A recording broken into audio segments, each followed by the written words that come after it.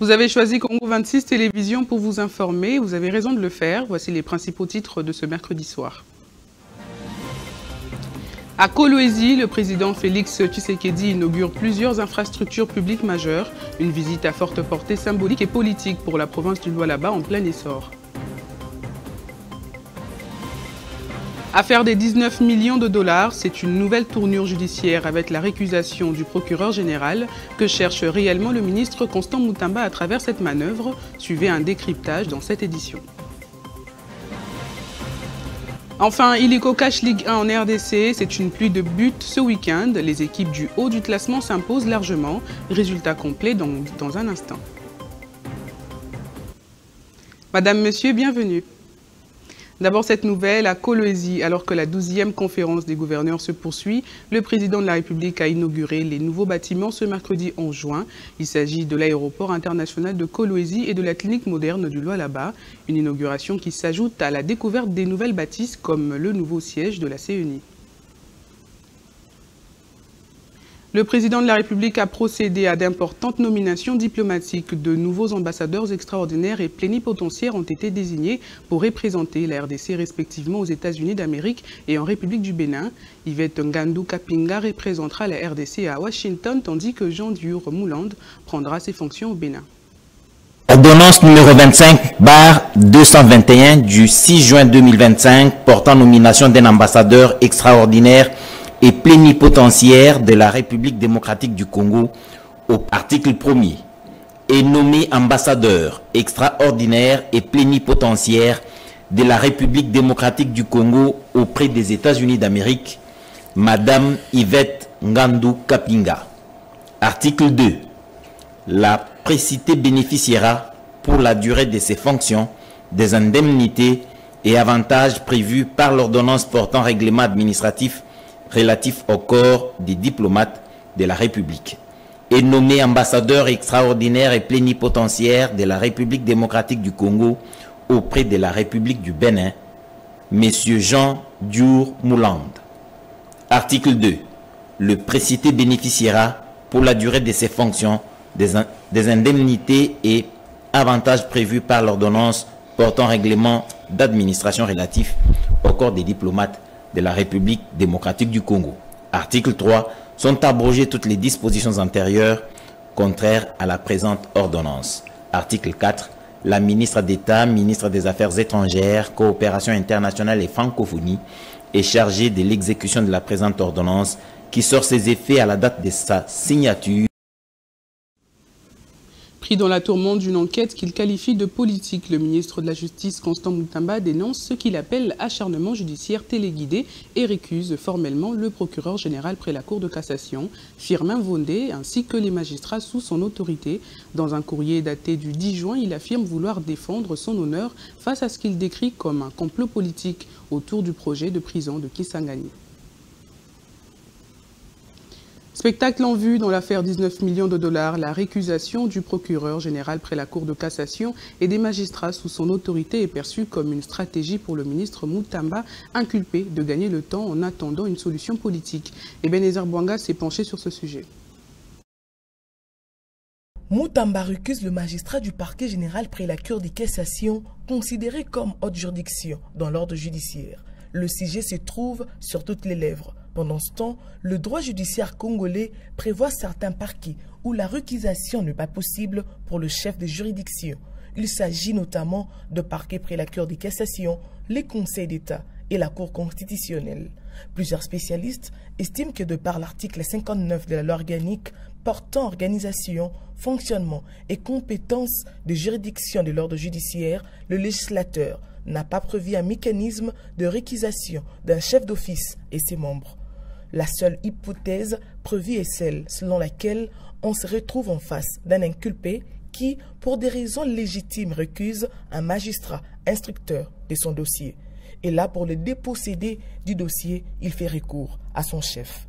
Mais pour les cas d'espèce, le procureur général va-t-il s'en foutre de la lettre de l'inculpé Moutamba qui pourrait considérer comme étant un simple dilatoire ou une manœuvre malicieuse pour chercher à empêcher le parquet d'engager des poursuites contre lui? Ne pas tenir compte des accusations du ministre contre le procureur général ne va-t-il pas vicier la procédure aux fins d'en solliciter annulation devant le juge? En guise d'argument, le procureur général va-t-il considérer que la lettre du ministre est venue en retard pendant que lui avait déjà fini l'instruction de l'affaire, raison pour laquelle il a saisi l'Assemblée nationale pour solliciter l'autorisation de poursuite? Des préoccupations non des moindres. Le tribunal de grande instance de Kinshasa Matete a rendu son verdict. 9 personnes ont été condamnées à mort hier mardi 10 juin 2025 pour l'assassinat de Kabasele Wampanga, cadre de l'UDPS. Le jugement a été prononcé lors d'une audience foraine marquant un tournant dans cette affaire qui avait bouleversé le parti présidentiel. 2 autres prévenus, Alomba Laurent et Mutombo Boya, ont été acquittés. Le tribunal les a reconnus non coupables. L'infraction des meurtres dans les chefs des prévenus Lohata Famba Abe alias Otondo Wosha Medar fils, Longamba Wosha Eli, Bokungu Njoli Boshen, Luindula Mavungu Dieu merci, Moussa Hamadi Patrick, Chiba Kacho Mwana Jordan, Chako Ilunga Paul et Wembo Mpia Cédric. En conséquence, les condamne tous à la peine de mort, ordonne leur arrestation immédiate, reçoit la constitution de la partie civile, Chilumba Mwana Paulin, mais l'a dit non fondée. Reçoit par contre celle de la partie civile, Mwambidi Ngalola Marthe, et l'a dit fondée.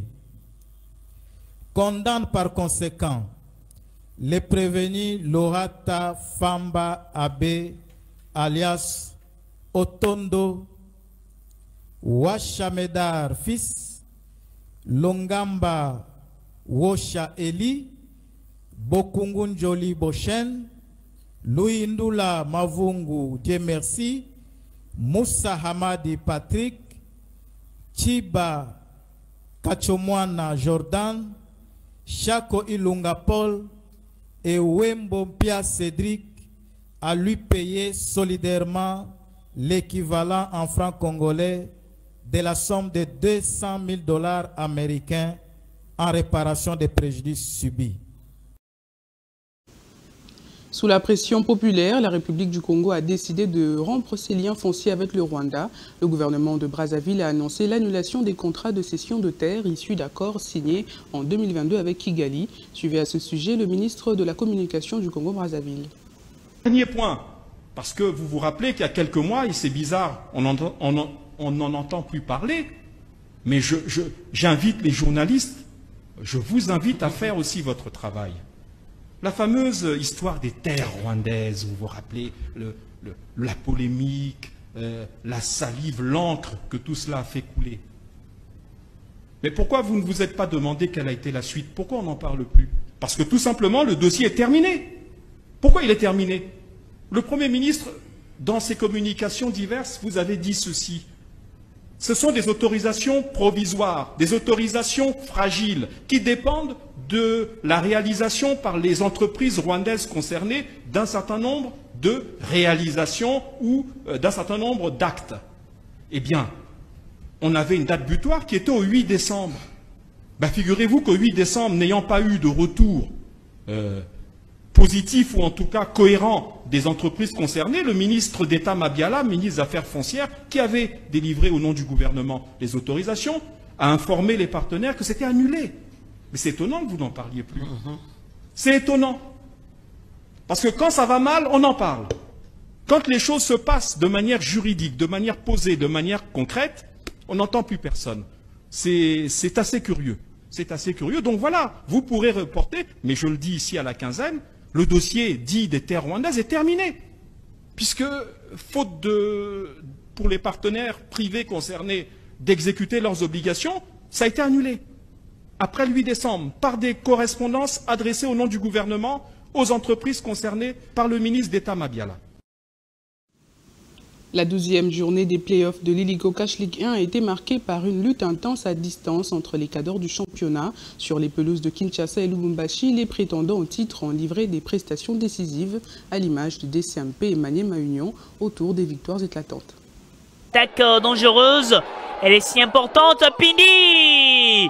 Cette fois, c'est la bonne pour Pini. Au stade de Martyrs de la Pentecôte, l'AS Maniema Union de Kindu a déroulé son football pour écraser l'AF Angeers 5-0. Dans un autre choc disputé à Kinshasa, les Dark Motema Pembe a livré un véritable récital offensif face à cette équipe de Rangers. Les Immaculés n'ont pas laissé aucune chance à leur adversaire, s'imposant 4-0 grâce à 2 buts de Barclay Bakadi, doublé de Marzouk et Sizo Mosengo et Kofo. Cette victoire nette et sans bavure permet aux Dark Motema Pembe de rester au contact du peloton de tête tout en envoyant un signal fort à ses concurrents directs. De son côté, l'FC Saint-Éloi-le-Popo n'a pas été aussi prolifique, mais l'essentiel a été assuré en s'imposant 1-0 face à Estanganika, récupère provisoirement la tête du classement dans un sprint final qui s'annonce alléchant. Derrière ces résultats, une réalité s'impose, chaque but compte, les goal average pourraient bien jouer dans la lutte pour les sacres et les places africaines.